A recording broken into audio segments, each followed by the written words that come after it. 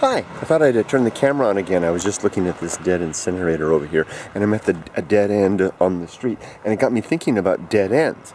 I made a video the other day about our ancestors, what would they be, the offspring far into the future, and 56 million years in the future to be exact. And I was talking about what they might think of us, and then I noticed there were some comments in that video. That video was called "What Might They Think of Us?" and the comments were related to we may not be here by then, and that's a theme that a lot of us are familiar with, the idea of humanity wiping themselves out and basically bringing a timely end to an untimely species, perhaps. And I thought I'd just throw out the video, turn on the camera real quick at this dead end, and share with you my thoughts, whatever there was. I happen to be, as in keeping with my general attitude towards everything, very optimistic. I think that for our species, I think that we will be around for a long time, and I think we're at a critical junction here. There's a lot of people have said that type of thing in the past, but I really do think it's critical, and we'll see in the next several lifetimes, perhaps in the next 100 years, we'll see a change, an event occur that will basically guarantee our survival, no matter what. Basically the things that threaten us are our own misuse of the planet, things like nuclear war, of course, things like a giant asteroid colliding into the planet, disease could take a huge toll on our population. Even something as simple as influenza could wipe out a large percentage of us if a new strain, particularly virulent strain, were to come around. So there's lots of threats, but threats to the population at large, threats to the planet, threats to other species. Threats, what I mean by planet is the welfare of the planet, but threats to other species, threats to a large amount of life on Earth, but threats to us as a species of going extinct, I don't think so. I think, and I know that's a challenging thought, but I think that we are, the reason why I think so is that we are fast, we are nimble, we are, if I dare I say, we are smart, and we are capable of out-thinking and out-responding to just about anything that could possibly happen. In terms of, let's just throw out some examples. What if nuclear war were to happen?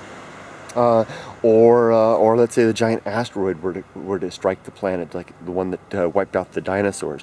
These would be events that would have great implications on the climate, on an immediate loss of population, affect other species as well.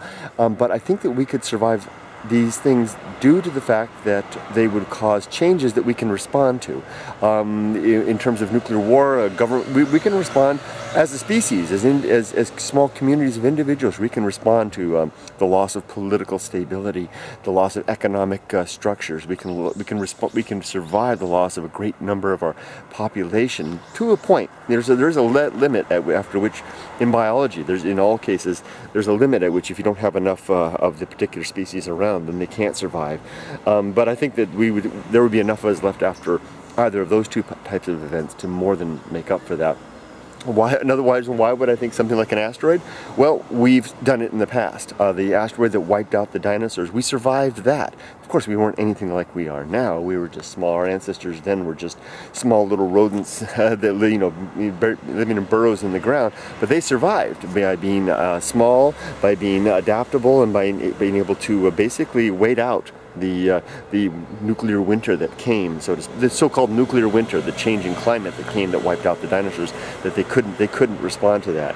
They couldn't survive that. So our ancestors survived it with small brains and very unable to adapt very greatly. They survived it. Think what we can do now with our fast abilities, just the diversity that we have now of people and cultures around the planet, and the little sanctuaries that we have of humanity here and there. So I think we'd be okay in those kind of cases.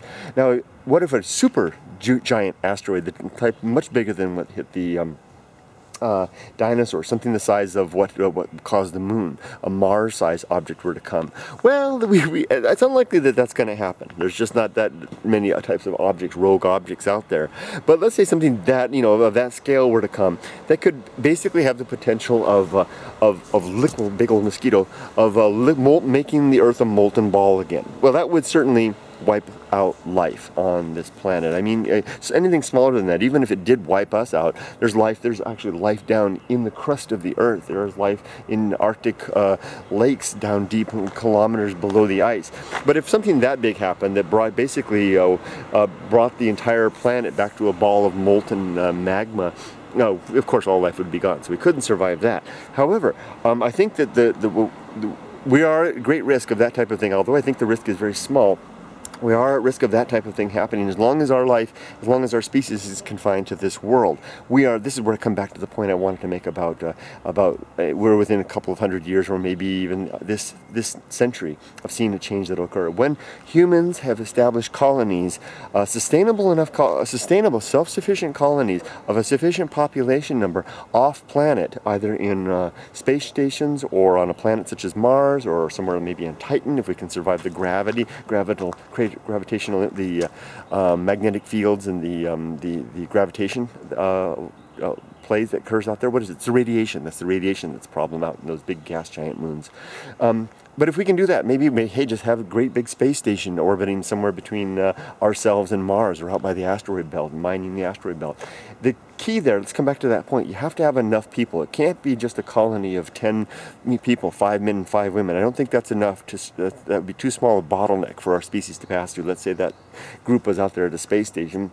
This giant Mars-sized body struck Earth, brought it to a molten ball, wiped everything out. I don't think that they would be able to continue. It's just too small. And I can't remember the specifics about that, but you have to have enough individuals, of enough diversity to get through. Humanity survived a bottleneck a long time ago. You know, basically all of us are related when humanity got down to a very small number, but it was enough to keep us going. So we'd have to have enough out there off planet to survive that. They'd have to be self-sufficient, no longer relying on us, or at least adaptable enough to become self-sufficient in the event that we were no longer here to supply them anymore and support them. And I think that it's amazing what we can do when the time calls, when the events are pressing. So I think that in just about any case we can imagine, we will survive. I think our species is here. As long as, I think the great possibility that we're going to be here in our current state, and I think we've guaranteed it if we can get a sustainable population of humans off planet somewhere that are no longer dependent on contact or provisions from us. As for our ability to wipe out species and destroy the planet and ruin this Garden of Eden, we're quite capable of that. Do I worry so much about that? Yeah, I do worry about it, but I also look at the biological record. That's what happens. And I don't think that's a justification that it's okay for us to do that. But that is just what happens. I mean, look at the biological records. Almost more than 99% of the species that have existed are now extinct. It's a part of the method of moving forward. It's a part of the process of evolution. Species, the landscape changes, the game changes, everything, the environment changes, and things adapt and fall by the wayside. Some move on and push on. We're here because of the mass extinctions of the dinosaurs. It wouldn't have happened otherwise, so something gave way for that. Might we reshape the landscape in order to make way for our vast populations in the future? Probably will. Will a lot of species suffer? I guess so. And I do think that's a shame. I hope that we can find a way to do it without paying such a price, or without our forcing other species to pay such a price, especially given the diversity, the benefits of biodiversity that are out there for our own species and for the whole planet. We are an ecosystem that needs its diversity to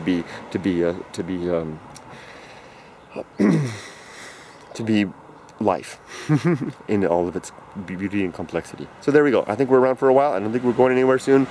And as long as we can get off planet, we're going to be here for a long time. 56 million years in the future? You bet. Will they be the 150,000-year-old immortals? You bet they will. I certainly will. I won't be one. Would I like to be one? You betcha. I would love to have a chance to explore the and adapt and change through millennia, because I believe that there's nothing else. Why would I want to just go to darkness? But that's where I'm headed anyway, so there's no chance it's going to happen for me. So I'm looking forward to those who come in the future, who will have that adventure waiting for them. Take care, everybody. I can't help it. I'm optimistic. Look at that sun. Isn't that beautiful? That's the one. That's our baby. See you all later. Bye-bye.